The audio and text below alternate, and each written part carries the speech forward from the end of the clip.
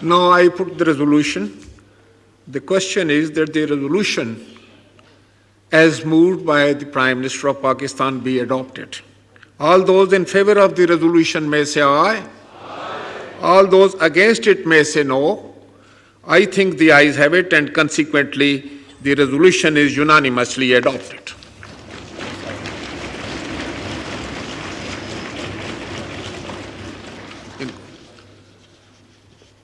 خواتین و حضرات، جیل کی کال کوٹری سے شہید ذوالفقار علی بھٹو نے اپنی صاحبزادی کو خط لکھا جس میں تحریر کیا، یاد رکھنا فلسفہ بے بس اور مجبور انسانوں کی بھوک سے جنم لیتا ہے، سو ان سے اپنا رشتہ مضبوط رکھنا جن کا کوئی پرسان حال نہیں۔ شہید ذوالفقار علی بھٹو نے وفا کا یہ رشتہ نبھاتے ہوئے تختہ دار کو چوم لیا، اور محترمہ بے نظیر بھٹو نے اسی رشتے کی خاطر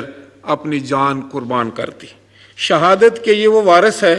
جو ہمارے جوان سال وزیر خارجہ اور پاکستان پیپلز پارٹی کے چیئرمین جناب بلاول بھٹو زرداری تک آئی ہے۔ آئین اور قانون کی حکمرانی پر آپ کا ایمان آپ کے اس انداز سیاست سے واضح ہے جہاں نظریات اہم ہیں، مفادات نہیں۔ میں جناب بلاول بھٹو زرداری صاحب کو خطاب کی دعوت دیتا ہوں۔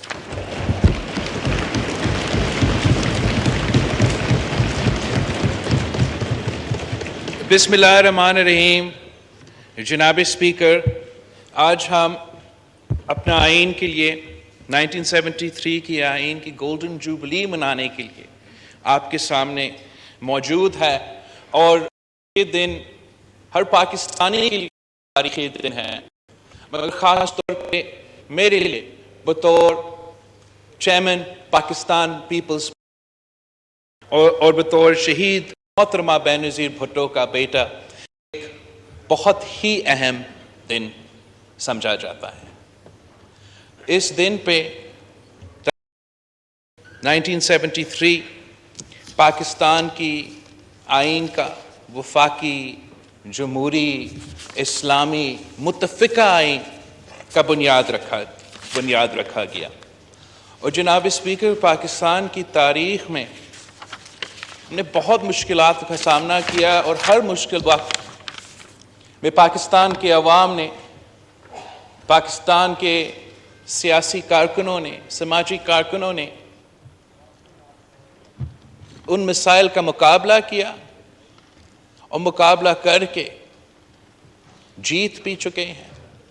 آمریت کا ہم نے مقابلہ کیا، ایک نہیں دو تین آمروں کو ہم نے بگائے ہیں۔ پاکستان ایک زمانے میں زمین کے طور پہ ٹوٹ بھی چکا تھا، مگر ہم وہ بھی بحران کا مقابلہ کر کے آگے بڑھے، اور آج اگر یہ وفاق موجود ہے، پاکستان اکٹھا ہے، تو جو زنجیر یہ چارے صوبوں کو ملا کے پاکستان کی شکل میں ایک ملک، ایک قوم پوری دنیا کو نظر آ رہا ہے، تو پاکستان کا آئین وہ زنجیر ہے جو سارے صوبوں کو جوڑ کے پاکستان بناتا ہے۔ 10 اپریل ہمارے لیے ایسا تاریخی اور اہم دن ہونا چاہیے کہ ہمارا سلیبس میں یہ دن موجود ہونا چاہیے۔ ہمیں آنے والی نسلوں کو اس دن کے بارے میں سکھانا چاہیے، تاکہ ہر پاکستانی کو پتہ ہو کہ 1947 جب پاکستان بنا تھا، تو دوسرا 10 اپریل 1973 جب ہمارا آئین کا بنیاد رکھا گیا۔ یہ دن خوشی کے دن ہے، جمہور کی فتح کا دن ہے۔ 10 اپریل 1973 پاکستان کے آئینی سفر کی ابتدا کا دن ہے۔ آج ہماری 50 سال کی جد و جہد کے یوم تاسیس کا دن ہے۔ خوشی کے ساتھ یہ دن ہمارے لیے اس جمہوریت اور آئین کے خاطر دی ہوئی قربانیوں کو یاد کرنے کا دن بھی ہے۔ شہید ذوالفقار علی بھٹو نے 1971 کے بعد ایک ٹوٹے ہوئے ملک، بکھرے ہوئے لوگوں کو اکٹھا کیا، اس پارلیمان میں سب کو اکٹھا کیا اور اس ملک کو ایک اسلامی جمہوری وفاقی اور پارلیمانی آئین دیا۔ 1973 کے آئین کے خالق قائد عوام شہید ذوالفقار علی بھٹو کو 1973 میں اس ملک دیا، غریب کو آواز دیے، عوام کو حکومت دینے کا سزا میں شہید ذوالفقار علی بھٹو کو شہید کیا گیا۔ اور اس بات کی جو آئرنی ہے وہ یہ ہے کہ وہ جنہوں نے آئین کا دفاع کرنا تھا، جنہوں نے آئین کا حفاظت کرنا تھا، آئین کے خلاف جو حملے کرنے تھے ان سے بچانا تھا، وہ لوگ جو ہے اس جرم میں شامل تھے۔ اور ایک آمر اس ملک پہ مسلط کیا گیا، اس آمر نے اس ملک میں انتہا پسندی اور دہشت گردی کی بوجھ ڈالا گیا، جس کا مقابلہ ہم آج تک کر رہے ہیں۔ اس آمر نے نفرت کی سیاست کا، انتقام کی سیاست کا وہ بوجھ ڈالا گیا جس کا ہم آج تک مقابلہ کر رہے ہیں۔ اور یہ دن 1986 میں، وہ بھی 10 اپریل پہ، ایک نہتی لڑکی لاہور پہنچی تھی اور اس آمر کو للکاری، اس آمر کے خلاف کھڑا ہوئی اور پورے پاکستان اس نہتی لڑکی کے ساتھ شانہ بشانہ کھڑی رہی۔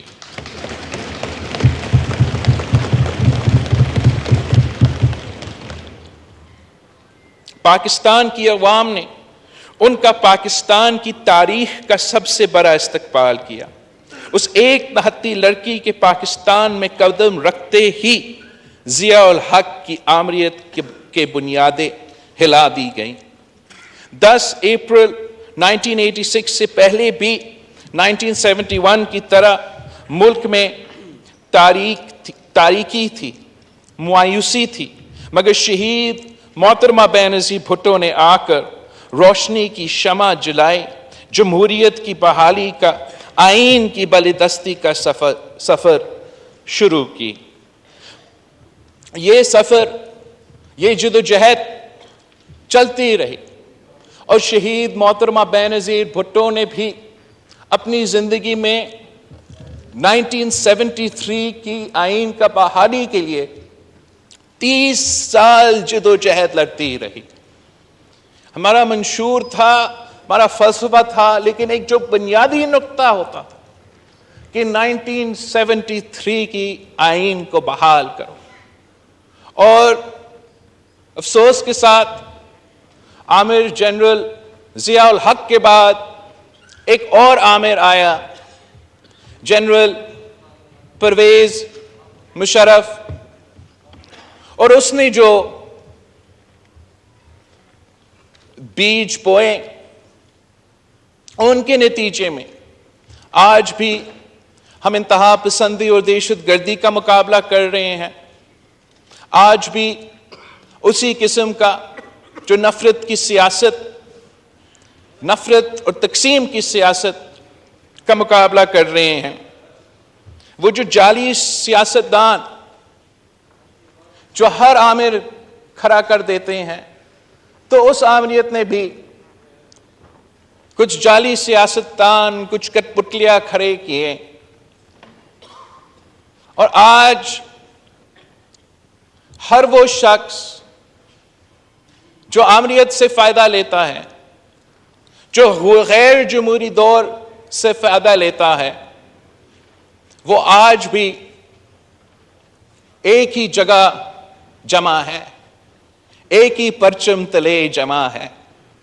اور وہ طریقے انصاف میں، چاہے وہ جنرل ضیاء کا دور کا، جنرل مشرف کا دور پہ کا ہو، وہ آج بھی اسی نفرت کی سیاست، اسی تقسیم کی سیاست، اسی غیر جمہوری سیاست پہ چلتے آ رہے ہیں۔ اور جب 2006 نے پاکستان پیپلز پارٹی اور پاکستان مسلم لیگ کی قیادت شہید محترمہ بے نظیر بھٹو اور میاں محمد نواز شریف نے ایک چارٹر آف ڈیموکریسی بھی دستخط کیا کہ ہم اپنے منشور پہ الیکشن لڑیں گے، ہم اپنے اپنے جماعتیں کے قیادت سنبھالیں گے، ہم ایک دوسرے کی مخالفت کریں گے مگر الیکشنز میں مخالفت کریں گے۔ جب ہم حکومت میں آتے ہیں تو ہمارا مخالفت اس حد تک نہیں پہنچے گا کہ ہم ذاتی دشمنی پہ اتر آئیں، ہم اپنے مخالفت کو اتنا جگہ نہیں دیں گے کہ اس مخالفت کی وجہ سے،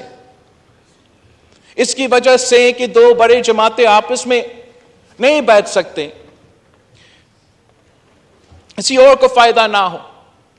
بنیادی وجہ کہ ہم نے اس ڈاکیومنٹ پہ دستخط کیا تھا وہ یہ تھا کہ چاہے وہ 1973 کا 1973 کا کیا لیٹ 70s کا PNA کا موومنٹ ہو یا یہ جو سلیکٹڈ تماشا ہمارے سامنے 2011 سے کھڑا کیا گیا ہے، جب سیاستدانوں جمہوری قوتوں کے درمیان اتنا بڑا فقدان پیدا ہو تو ضرور اس کا فائدہ غیر جمہوری قوتوں اٹھاتے ہیں۔ اور جب سے ہم نے چارٹر آف ڈیموکریسی پہ سائن کیا، طے کیا کہ ہم 1973 کی آئین کو بحال کریں گے، ہم سیاست ایک دائرہ میں رہ کے ایک دوسرے کے خلاف کریں گے، تو اسی وقت وہی غیر جمہوری قوتیں اپنا سازشیں پکانا شروع ہوگی کہ اگر یہ سلسلہ چلتا رہا اور پاکستان میں جمہور کو طاقت ملتا رہا تو وہ غیر جمہوری قوتوں کے لیے نہ سیاست میں جگہ ہوگا، نہ پارلیمان میں جگہ ہوگا، نہ ان کا کاروبار میں جگہ ہوگا، نہ ان کا ہمارا بیوروکریسی میں اہم عہدے ملیں گے۔ تو اس لیے انہوں نے جمہوریت کے خلاف، اس چارٹر آف ڈیموکریسی کے خلاف ایک سازش شروع کیا تھا، اور جہاں ہمارا تو کامیابیت تھے، ہم نے 1973 کی آئین کو بحال کیا، ہم نے صوبے کو ان کو حقوق دیے، صوبے کو ان کا وسائل کا مالک بنایا، صوبے کو ان کو شناخت دی، پاکستان میں پولیٹیکل سٹیبلٹی قائم کیا۔ یہ پاکستان کی تاریخ میں پہلی دفعہ ہوا تھا جناب اسپیکر، جب 2013 میں ایک جمہوری حکومت سے پیسفل ٹرانسفر آف پاور دوسری حکومت کو دیا جا رہا تھا، تو وہ پہلی بار پاکستان کی تاریخ میں کسی ایک پارلیمان نے اپنا ٹرم مکمل کیا، کسی دوسرا پارلیمان کو، کسی دوسرا قائد عوام کو ٹرانسفر آف پاور کروا دیا۔ اور یہ پاکستان کی سیاسی جدوجہد میں ایک میک اور بریک مومنٹ تھا، جس کے نتیجے میں 5 اور سال ہمیں سازشوں کے باوجود ایک قسم کا پولیٹیکل سٹیبلٹی ملا۔ اور پھر آپ نے دیکھا کس طریقے سے 2008 سے لے کے 2018 تک جب آپ کو وہ پولیٹیکل سٹیبلٹی ملا تھا تو پھر آپ کو اکنامک سٹیبلٹی بھی ملا تھا۔ جب آپ کو وہ پولیٹیکل سٹیبلٹی ملا تھا تو اس کا مطلب یہ تھا کہ وہ چائنا پاکستان اکنامک کوریڈور جس کی بنیاد صدر زرداری نے ڈالا وہ کنٹینیو چلتا رہا، اور 10 سال کے نتیجے میں اس منصوبے کے تحت پاکستان کے عوام کو معاشی ترقی ملا۔ ماضی میں کوئی حکومت 30 دن کے لیے آتا تھا، 90 دن کے لیے آتا تھا، تو پھر کوئی حکومت 3 سال کے لیے آتا تھا، اور جب ایک حکومت آتا تھا تو وہ دوسرے کے سارے منصوبے ختم کر دیتے تھے اور زیرو سے شروع کر دیتے تھے، اور پاکستان کا ترقی نہیں ہو رہا تھا، پاکستان کی معاشی ترقی نہیں ہو رہا تھا، پاکستان کا جمہوری ترقی نہیں ہو رہا تھا، دہشت گردی کے مقابلے میں، انتہا پسندی کے مقابلے میں کوئی کنٹینیوٹی نہیں ہو رہا تھا۔ مگر ہم نے اس یونٹی کی وجہ سے، متحد ہونے کی وجہ سے، ذاتیات کی سیاست کو چھوڑ کے اس 1973 کی آئین اور اس جمہوری سسٹم کو چلانے کے نام پہ ہم نے دیکھا کہ پاکستان سے اس سمت پہ چلتا رہا تو پاکستان کا معاشی ترقی بھی گارنٹی تھا، پاکستان کا جمہوری ترقی بھی گارنٹی تھا۔ مگر یہ کچھ قوتوں کے لیے بڑا تکلیف دہ تھا۔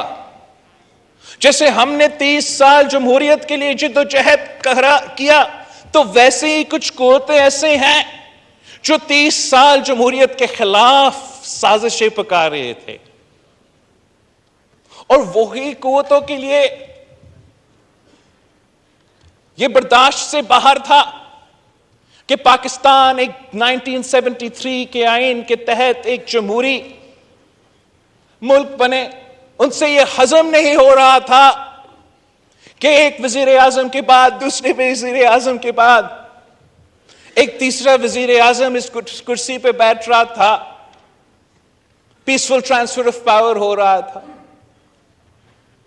تو ان کا، ہمارا کامیابیہ کے جواب میں، جیسے میں نے پچھلی تقریر میں کہا، ایک فرینکنسٹائن مانسٹر ہم پہ مسلط کیا گیا، ایک سلیکٹڈ راج اس ملک میں قائم کیا گیا، اور اس کا مقصد صرف یہ نہیں تھا کہ ایک کٹ پتلی کو اس کرسی پہ بٹھانا تھا، اس کا مقصد یہ تھا کہ جو بھی اپنے وہ 10 سالہ پیریڈ میں پاکستان کی سیاست کے لیے، پاکستان کی ترقی کے لیے کامیابیاں حاصل کی، ان کو ریورس کرنا ان کا مقصد تھا۔ ان کا مقصد یہ صرف نہیں تھا کہ ایک سلیکٹڈ وزیر اعظم کو اس کرسی پہ بٹھانا تھا، مگر ان کا مقصد یہ تھا کہ 1973 کا کانسٹیٹیوشن کو، جو کہ وہ ان سے ہضم نہیں ہو رہا تھا، اس کو بھی ریورس کرنا تھا۔ ان کا مقصد یہ تھا کہ وہ 1973 کانسٹیٹیوشن جس نے اس ملک کو بنگلہ دیش کے جنگ کے بعد اکٹھا رکھا تھا، اسی 1973 کانسٹیٹیوشن کو ریورس کر کے، اسی 18ویں ترمیم کو ریورس کر کے، اسی NFC ایوارڈ کو ریورس کر کے، صوبوں کے حقوق کو سلب کر کے ایک بار پھر اس ملک میں 1 یونٹ قائم کرنا تھا۔ جناب اسپیکر، یہ پاکستان کے عوام اس لیے کہ آپ کامیاب تھے، اس لیے کہ ہم کامیاب تھے، تو پاکستان کے عوام نے یہ نائٹ میئر سیناریو نہیں دیکھا، مگر آپ نے وہ جو 10 سالہ پلان تھا،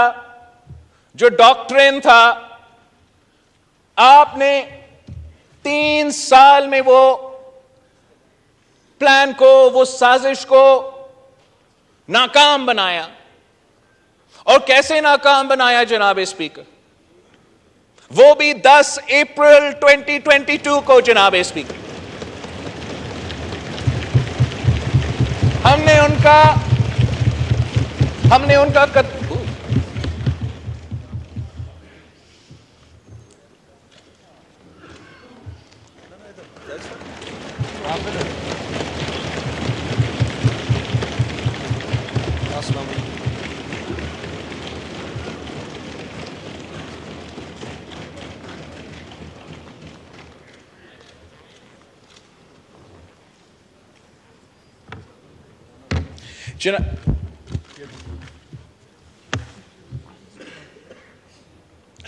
تو تو آپ نے پاکستان کی تاریخ میں پہلی بار عدالت کو استعمال نہیں کیا، اسٹیبلشمنٹ کو استعمال نہیں کیا،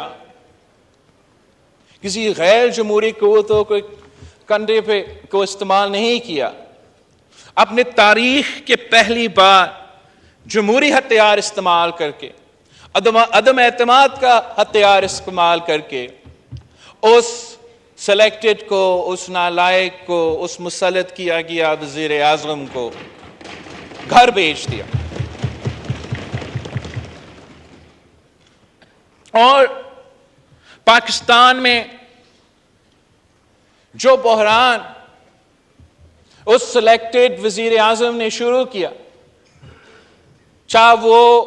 ہمارا معاشی بحران ہو، چاہے وہ ہمارا سیکیورٹی بحران ہو، چاہے وہ ہمارا آئینی اور جمہوری بحران ہو،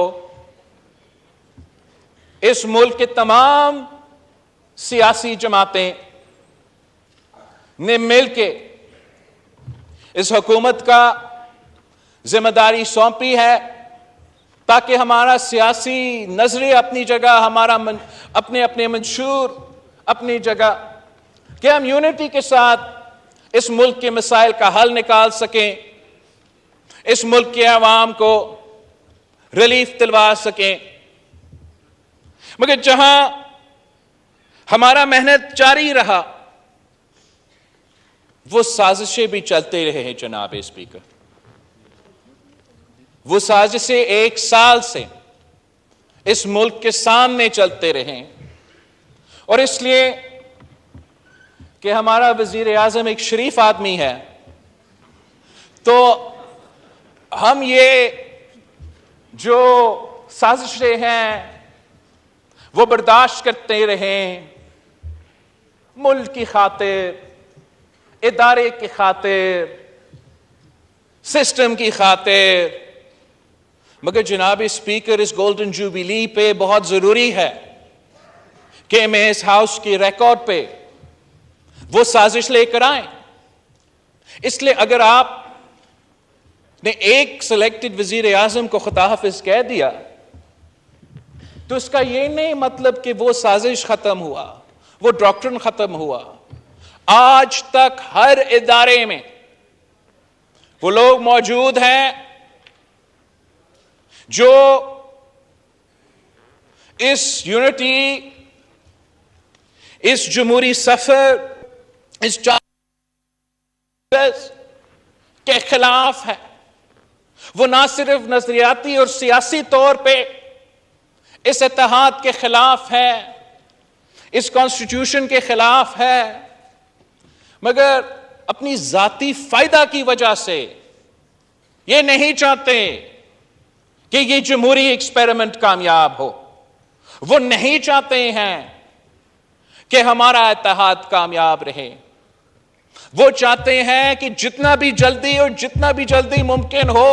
اسی سلیکٹڈ نالائق کو ایک بار پھر مسلط کیا جائے.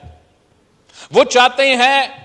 کہ جہاں سے ہم نے مل کے اس تباہی کا کہانی روکا تھا وہیں سے وہ پھر سے شروع کرے.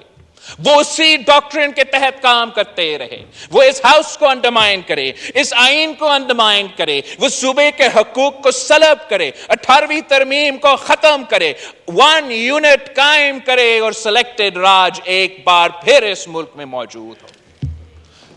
جناب اسپیکر، پچھلے 3 سال تو ایک اس سازش کا حصہ تو ہمارا سامنے تھا اور اس کا ہم بلا بھلا بھی کہتا تھا،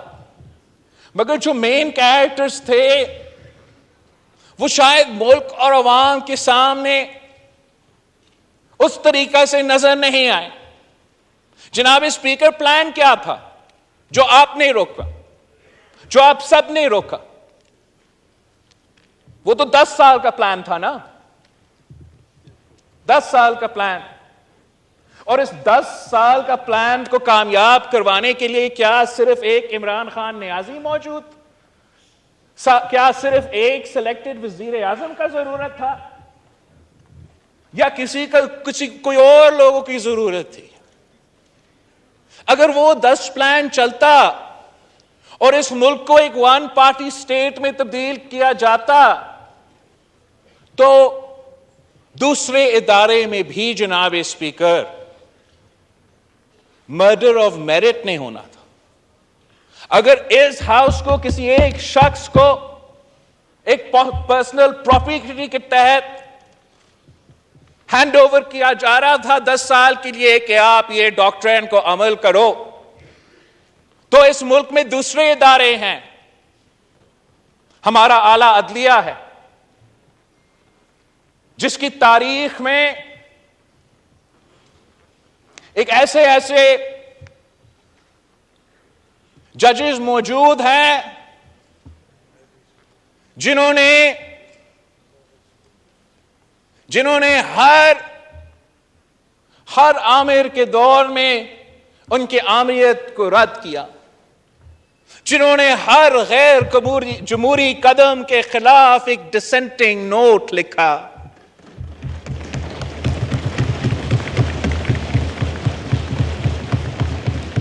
یہ وہی ججز تھے جنہوں نے قائد عوام شہید ذوالفقار علی بھٹو کو سزائے موت دلوانے سے انکار کیا. یہ وہی ججز تھے جنہوں نے مشرف کو سلوٹ کرنے سے انکار کیا.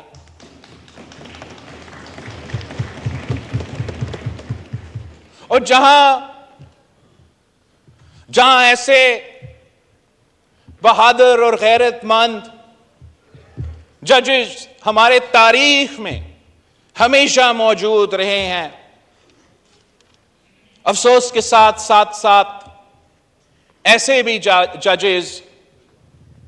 ہمارے اعلی عدلیہ میں ٹائم گزارا ہے جو کہ اس آئین جس آئین کا انہوں نے دفاع کرنا تھا اس آئین کا انہوں نے تحفظ نہیں کیا، جنہوں نے ہر آمر کے ساتھ دیا، ہر وزیر اعظم کے خلاف فیصلہ سنایا. اور جناب اسپیکر، اگر اس ہاؤس کو اس ڈاکٹرین کے تحت کسی ایک آدمی کو دلوانا تھا تو ہمارا جو سپریم کورٹ ہے وہاں بھی کچھ ایسا کوئی سازش پک رہا تھا. وہاں بھی and I hope کہ یہ ایک کلیئر تو کرائے ہوگا، وہاں بھی ایک سازش ہے. اس وقت بڑا زور و شور سے چل رہا تھا کہ کسی نہ کسی طریقے سے اگر کوئی ایسا جج موجود ہو ہمارا اعلی عدلیہ میں جو آئین کے ساتھ دیں گے، 1973 کے آئین کے ساتھ دیں گے، اپنے کام کریں گے. اگر ایسا کوئی جج موجود ہے تو ایک سازش تھا کہ اس کو نکالنا تھا. جناب اسپیکر، ایک وزیر اعظم کو 10 سال چلانا تھا تو کچھ جسٹسز کو بھی ایکسٹینشن دلوانا تھا تاکہ جب آپ کا 10 سال کا ڈاکٹرین چلتا رہا تو ان کو ایک ربر سٹیمپ ملتے رہے. اور وہ لوگ جو اس سازش میں شریک تھے وہ آج بھی ہمارا اعلی عدلیہ میں بیٹھے ہیں، آج بھی ہمارا اعلی عدلیہ میں موجود ہیں. اور جناب اسپیکر، آپ کا کوششوں کی وجہ سے، ایک عدم اعتماد کی وجہ سے، جہاں ایک سلیکٹڈ وزیر اعظم کا پلان کو، سازش کو آپ نے ناکام کروایا، آپ نے وہ سازش بھی ناکام کروایا، ورنہ آج تک وہ کام نے تو ہونا تھا. ایک یہ پارلیمان کا، ایک اس ادارہ کا آپ کو بتایا ہے، ایک ہمارا دوسرا آنریبل ادارہ کے بارے میں بتایا ہے، اور ایک اور جگہ ہے جو ادارہ نہیں ہے مگر اس کو ادارہ کہا جاتا ہے، جو ہمارا آنریبل منسٹر ڈیفنس نظر ہی نہیں آتا لیکن ادھر ضرور موجود ہوگا۔ آنریبل منسٹر ڈیفنس خواجہ آصف صاحب کے نیچے یہ ادارہ آتا ہے، اور یہاں بھی ایک سازش تھا جہاں مرڈر آف میرٹ ہونا تھا، اور میرٹ کو مرڈر کرتے ہوئے کسی کو اس ادارہ پہ بھی اپنے 10 سال پہ مسلط کرنا تھا، تو یہاں ایک سلیکٹڈ وزیر اعظم ہوتا، وہاں ایک سلیکٹڈ چیف جسٹس ہوتا، دوسرا ایک سلیکٹڈ چیف عوامی سٹاف ہوتا، اور پاکستان میں سلیکٹڈ مارشل لا قائم ہوتا۔ دنیا کو بتاتے کہ ہم جمہور ہیں، ہم جمہوریت ہے، ہم آئینی ملک ہے، لیکن اصل مکمکا یہ تھا، اصل ڈاکٹرن یہ تھا، اور ہم نے سمجھا کہ ہم نے تو عدم اعتماد کر لیا ہے، جمہوریت تو کامیاب ہو گیا ہے، سازش ختم۔ اس پہ ہم غلط تھے جناب اسپیکر، سازش آج تک چل رہا ہے۔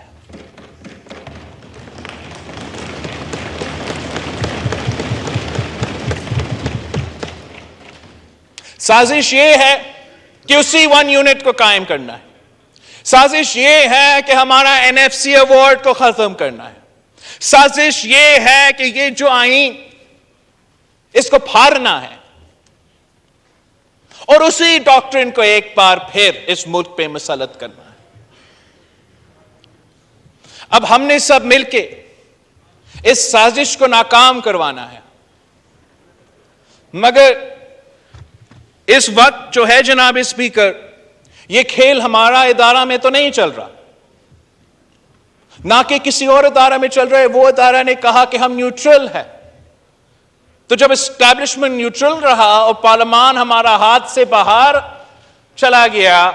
تو ایک ہی جگہ موجود ہے جہاں یہ کھیل ابھی تک جاری ہے۔ اور اس لیے جناب اسپیکر، اس 10 اپریل پہ، اس 10 اپریل 2023 پہ، ہمارا گولڈن جوبلی کے دن پہ،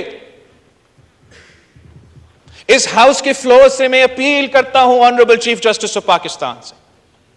کہ the judiciary of Pakistan stands at a crossroads۔ یا یہ وہ عدالت ایک ایسا عدالت بن سکتا ہے جو ہر پاکستانی مانے کہ یہ اس آئین کا محافظ ہے، ہمارا عدالت اپنا ہی وقار کو بلند کر سکتے ہیں اگر آنریبل جج صاحبان آپس میں بیٹھیں اور کسی سیاست کی جو سوچ ہے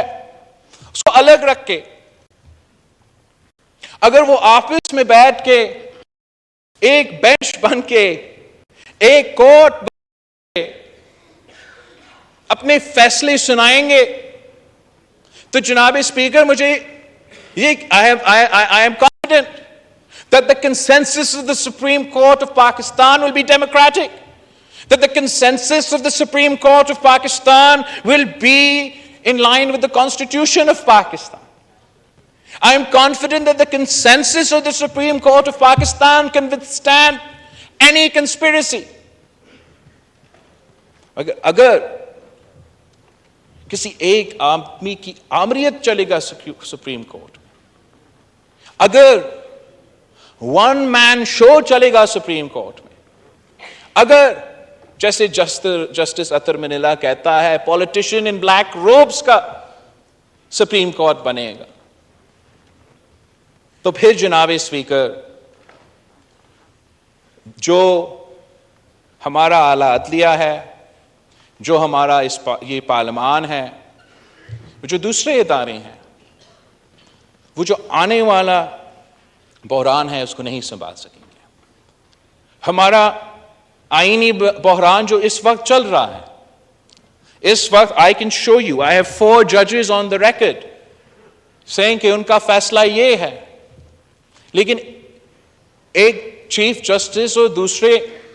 جو ججز ہے وہ اپنا اقلیت کو اکثریت میں ثابت کرنا چاہتے ہیں. وہ پاکستان کے عوام کو کہہ رہے ہیں کہ 2+2 is 3. But you and I can see that 2+2 is 4. مگر وہ انسسٹ کر رہے ہیں کہ نہیں, 2+2 is 3. وہ کہہ رہے ہیں کہ اب وہ دو ججز کا جو نوٹ ہے اس کو اگنور کرے, جو جسٹس یحییٰ افریدی کا نوٹ ہے اس کو اگنور کرے, جو جسٹس اطہر منیلا کا نوٹ ہے اس کو اگنور کرے. وہ تو ہے ہی نہیں, صرف یہ 3 موجود ہیں. اس قسم کا مذاق جو پاکستان کا آئین کے ساتھ کھیلا جا رہا ہے, پاکستان کی جوڈیشری کے ساتھ کھیلا جا رہا ہے, جو ایک بڑا گیم کا حصہ ہے. The people of Pakistan cannot afford this game. ہمارا کوشش کیا ہے؟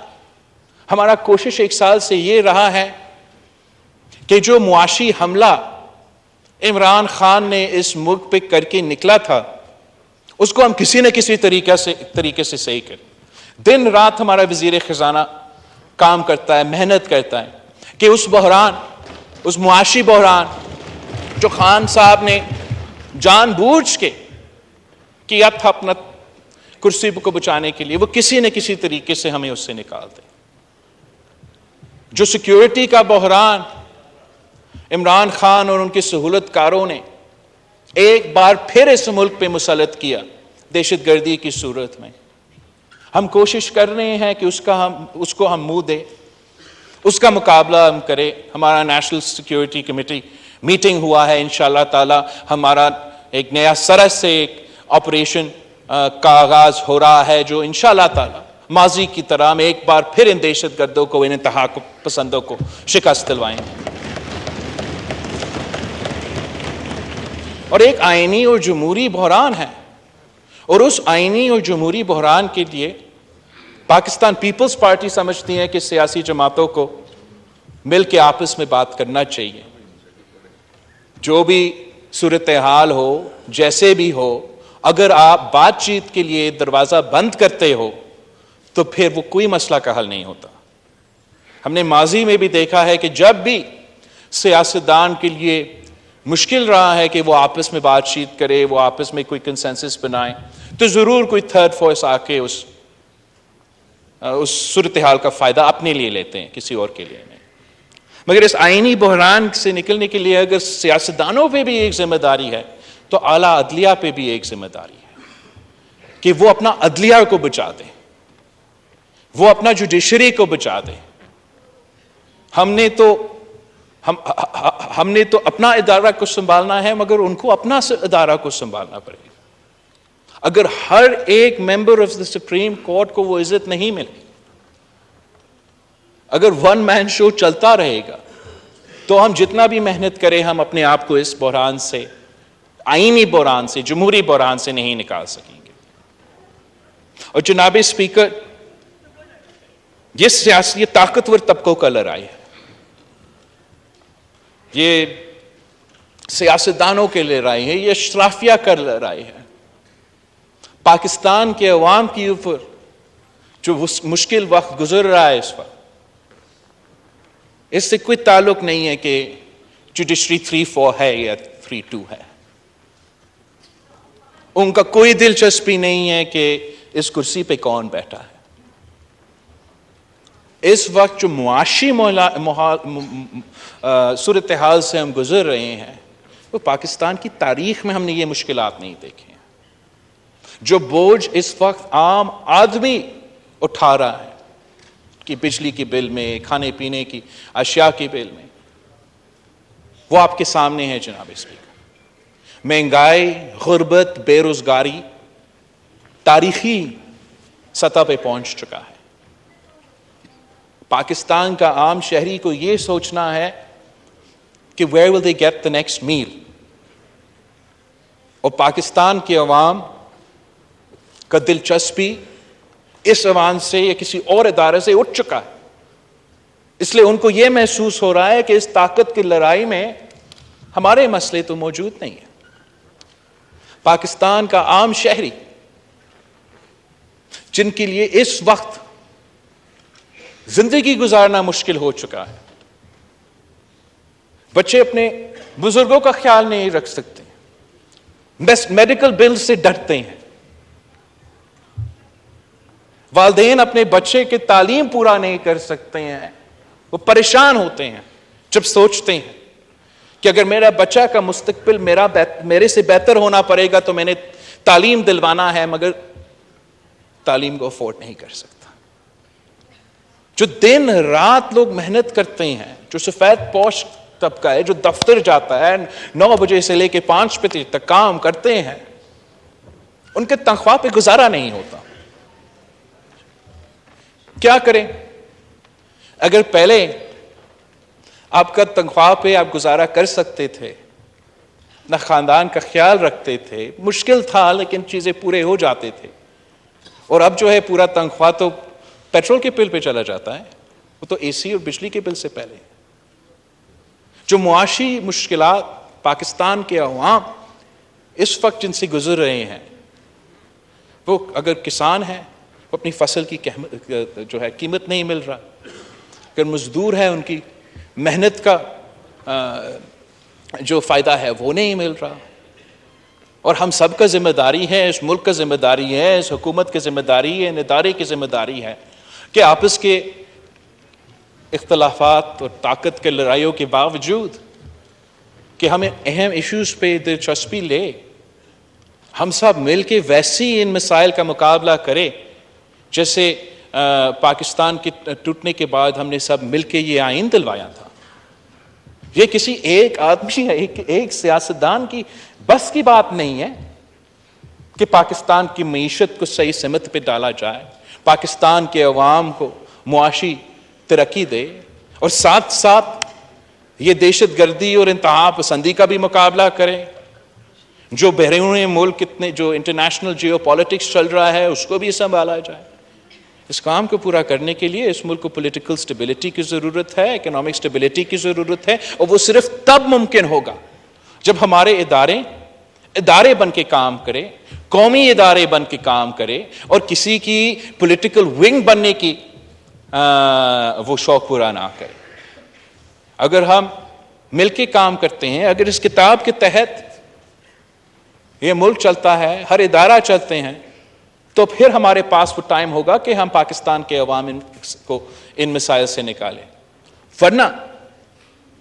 جو سامنے نظر آ رہا ہے کہ جناب اسپیکر اس ملک کے عوام باہر نکلیں گے, وہ ٹوٹ پڑیں گے, وہ کسی سیاسی جماعت کے لیے تو نہیں, اپنا بھوک اپنا پیٹ بھرنے کے لیے. جو مشکل معاشی حالات نظر آ رہے ہیں, جو سارے مسائل نظر آ رہے ہیں, ان کا حل اگر کوئی ہے تو وہ یونٹی ہے, وہ اتحاد ہے, وہ کنسنسس ہے. اور آج بھی پاکستان پیپلز پارٹی جس نے اس آئین کی بنیاد رکھا, ہم تیار ہے اس آئین کو دفاع کرنے کے لیے.